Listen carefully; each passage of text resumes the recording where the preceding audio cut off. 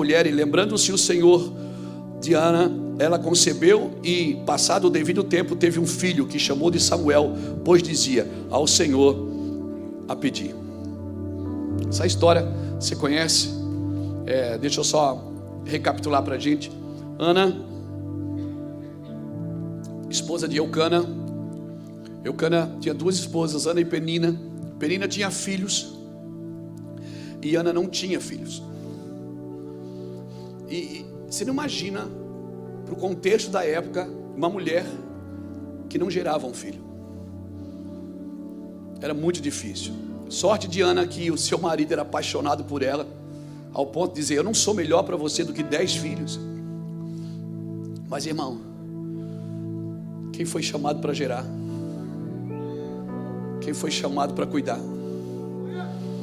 Quem foi chamado para parir? Quem foi chamado para criar? Quem foi chamado para conduzir?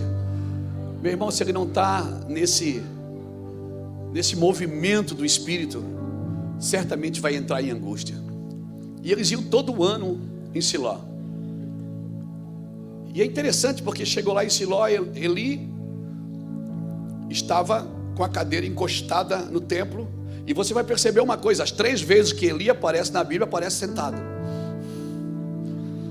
2 ele está sentado, uma ele está sentado, a outra ele está deitado, e a outra ele está deitado, encostado na estrutura, na coluna. Fala de uma liderança encostada na estrutura que construiu mesmo. Fala de uma liderança que não está presa em Cristo, está presa naquilo que construiu para si. Fala de uma liderança que não ouve mais a palavra, porque a Bíblia diz no capítulo 3 desse mesmo livro que a palavra de Deus era rara e as visões não eram frequentes. E no lugar onde a palavra de Deus é rara e a visão não é frequente, as pessoas fazem o que querem, irmãos. Penina tinha filho e zombava de Ana. E Ana foi lá nessa terra, em Siló. Há muitos anos atrás, eu acho que uns 10 anos atrás, o Júnior, meu irmão, pregou uma palavra lá no meu van em Itajaí. E ele falou de Ana. E eu me lembro desse dia. O Júnior falou que Ana fez 4 coisas que mexeram com o coração de Deus. Ana, ela desesperou. Irmão, só alguém desesperado no altar de Deus. O problema é que as pessoas desesperam e correm para o lado errado. O lugar de desespero no espírito, irmão, é no altar. Ana desesperou. Ana chorou, se prostrou. E Ana fez um voto. E segundo, e quarto, quando ela recebe a palavra, pronto, ela já tinha filho? Não. Ela já estava grávida? Não. Mas ela já tinha uma palavra. Quando ela recebeu a palavra, ela disse: é minha, pronto. Ela não orou mais por aquilo. Ela não foi fazer uma campanha na igreja para Deus dar para ela. Porque ela recebeu uma palavra, o que ela fez? Pronto, é meu, estou indo. Ou seja, ela se desesperou, ela fez um voto, ela acreditou na palavra. E quarto, ela foi para casa e coabitou com seu marido. Ou seja, você pode ter palavra, você pode fazer voto, você pode se desesperar, mas se não entrar em intimidade com o noivo, você não vai gerar o que ele tem para você.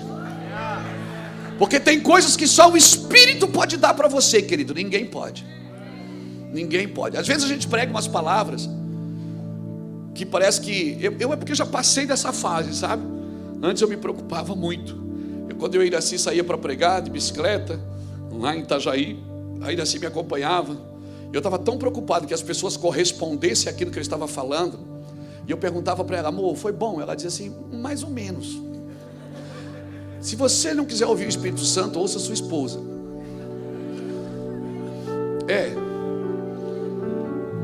E ela dizia assim: porque eu tentava imitar os pregadores. Verdade, eu botava a mão assim em cima do microfone. Nesta noite, levante a mão agora e receba. Porque eu via eles fazer e dava certo. Eu digo: vai dar certo comigo também. Então quando eu via que o culto não ia, eu digo: deixa comigo que eu sei como é que faz.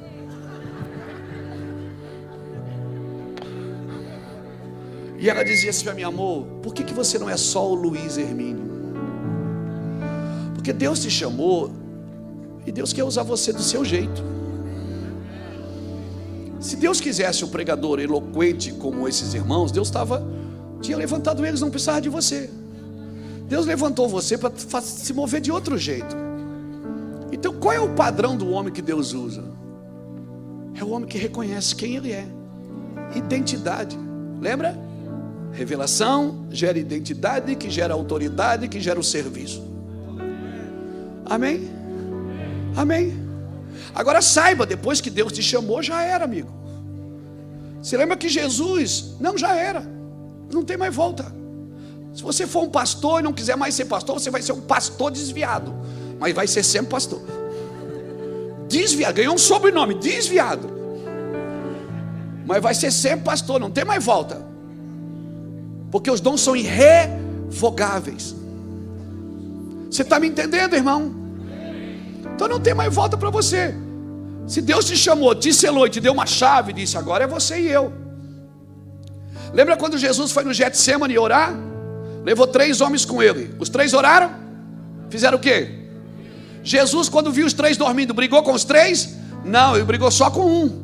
Ele disse, Pedro. Ele brigou com aquele que ele tinha dado a chave, com os outros 2 não. O problema é que você recebe uma chave e quer ser tratado igual aos outros. O problema é que você recebe um nível de autoridade e quer andar como todo mundo anda. Deixa a vida me levar, vida leva eu. Não, irmãos. Não se trata mais de abandonar coisas proibidas. Se trata de renunciar até coisas permitidas por causa da chave que Ele te entregou. Ele te entregou uma chave. Eles podem dormir, mas você não. Eles podem fazer o que quiserem com a vida deles, você não pode, porque você tem uma chave. E essa chave você não ganhou num seminário, você não ganhou numa conferência, você ganhou quando você teve uma revelação que Ele era o Filho de Deus. Você ganhou quando você soube, descobriu quem Ele era. Ele é o Filho de Deus.